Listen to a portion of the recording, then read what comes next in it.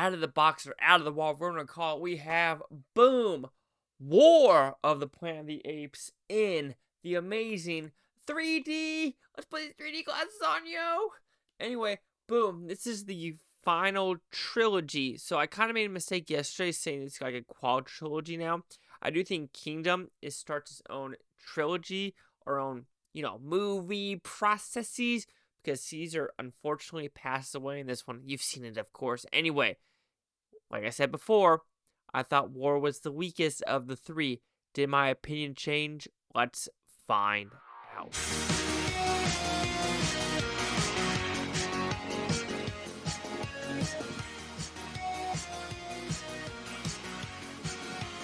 Chase Lee Hockey here, Blue Futon, reviewing War of the Planet of the Apes. What is this one about? Pretty simple premise. This is 15 years after Rise of the Planet of the Apes. Now, this one, you have a colonel, Woody Harrelson, who's just mad. He's crazy, and he wants to kill all the apes, but also kill this other army that wants to kill him because he, like I said, there's a weird disease. Remember that disease has killed off like 85% of the population? Well, what do you know? It's mutated into something worse, where humans are now turning into more beasts, primal, feral, where they can't talk and they just become incompetent. But now, will Caesar make these monkeys, chimpanzees, gorillas go into a far, far away land where they live happily ever after? Let's find out.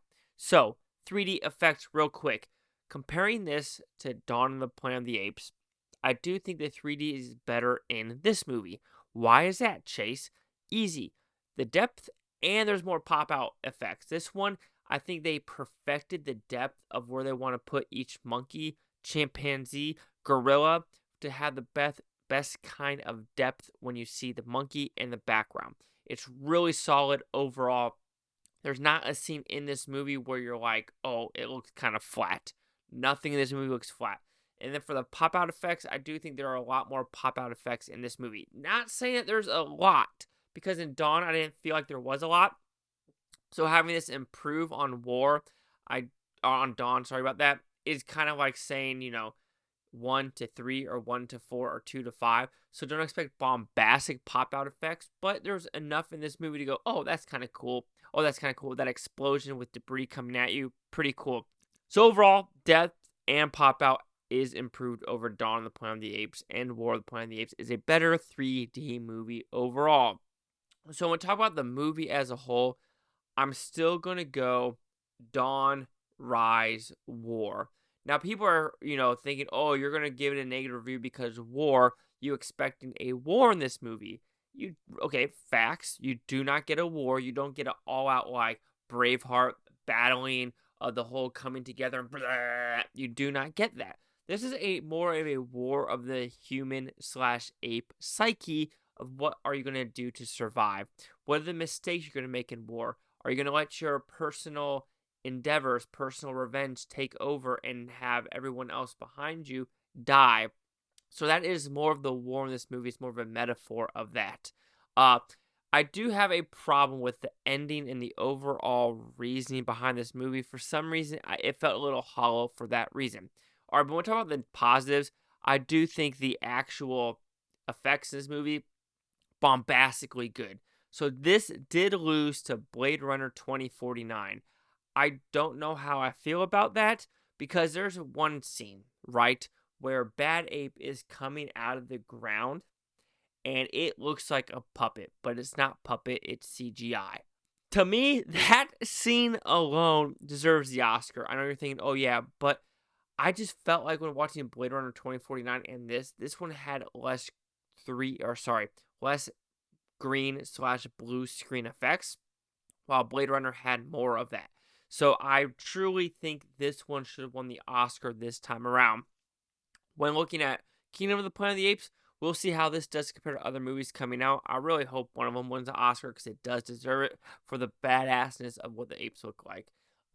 Motion capture, fantastic. I think the overall acting in this movie is pretty good. This one actually has less human characters than Dawn. This one literally goes now probably 70, 75, 30, 25 when it comes to apes versus humans. You get the little girl that can't speak, as well. Then you get Woody Harrelson's character as the Colonel. That's really the only two characters you get. Yes, you get a bow and arrow person, but he's just more of the background, which his overall reasoning to do things, you feel like there should be some change in that. Whatever. Editing, cinematography, directing. Matt Reeves is a good director overall. I do, like, technically, 5 out of 5 movie. The problem with this movie, in my opinion, is the writing and kind of the cop-out ending. All right, so let's talk about a little bit of spoilers. I mean, this did come out in 2017, so let's just get into it. The ending goes basically, Woody Harrelson gets that disease. He can't talk. All right, he kills himself. Cool. So the other army that, I don't know how they all got white uniforms in the Arctic. I'm guessing considering California. So, I'm just trying to think logistically doesn't make sense. But they come down and they all die by an avalanche. Feels like a very, very cop-out. I mean, so cop-outish where you're just like, oh, that just feels so cheap and like a slap in the face to the audience. Also, I'm not going to call these military people because at this point in the movie, it feels like it's only military factions fighting each other. And I don't know how realistic that is, but you know what? Each your own. It is what it is. But it just felt like some of these characters just felt like dumb army people. And they didn't have depth to them. They're just there to, be the grunts or just be the dicks. And it's like, there's no dilemma. Like, at least in Dawn of the Planet of the Apes, you do have some humans trying to interact with the apes and trying to understand them. Yes, you could say the same thing with Woody Harrelson to a point in this movie, but it just felt very, I want to say forced, but just incomplete when it came to that arc. Because the overall arc of this movie is revenge. Caesar turning into Koba and having that anger to him. So there is a point where you're like, okay, fair enough. I understand what you're trying to go for there. The also dilemmas in this movie are some of the apes that were on Koba's side are now working with the humans. Sure, completely understand that. And then when you're talking about that, because there's a scene where one of the gorillas, helps the humans, but then decides not to help the humans, he gets assassinated. Sure. But that scene makes no sense. And you're asking, Chase, why does that scene make no sense? I'll tell you right now. You have this huge-ass army, right, coming at you. I mean, full-fledged, oh shit, they're going to breach this wall. So instead of going after the helicopters, the tanks, or the humans with the guns, you are shooting these apes that are running away, causing no harm, and maybe one or two has a weapon. So you're going to waste your ammo, your precious ammo, on apes that are just trying to run away and probably have no ifs, ands, or buts about you and are not even a threat. So you go after them, but not the people with the guns. Like that. I just felt like the overall end of this movie felt incomplete. Felt like they wanted a message. They didn't know what message they want to say. Oh, I know what message they want to say. Kill all the humans. I mean, let's be freaking honest. That's the reason why they decided to have the ending like this. I would say the motions in Dawn are better. Just the overall writing in this movie. I wonder if it's the same writers. Because I know the same 2 or 3 writers were doing the first 2. Let me check the writers in this one. So these are actually different writers because I remember the first one, it was Amanda Silver. This one was Matt Reeves and Mark Baumbach.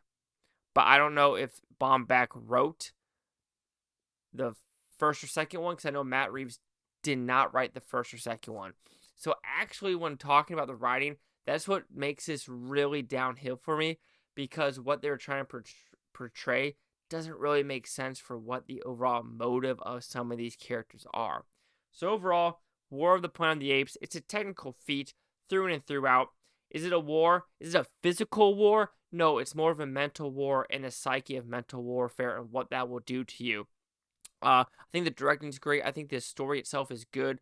But the writing and some of the overall actions that are happening in the third act make no sense. And just feel like an overall cop-out for where the story wanted to conclude. And it was a fine ending, but like I said, my order, Dawn, Rise, War. So War of the Planet of the Apes will receive a 3.5 out of 5 with Futons, which equals at 70%. So see the critics' news scores gave this one, and I'm probably in the minority for giving it this low of a score. So we have a critics a 94% with 363 of them. Audience score 84% with over 50,000. Looks like the audience did like Dawn a little bit better, but the critics liked War a little bit better. Very interesting. Critic consensus.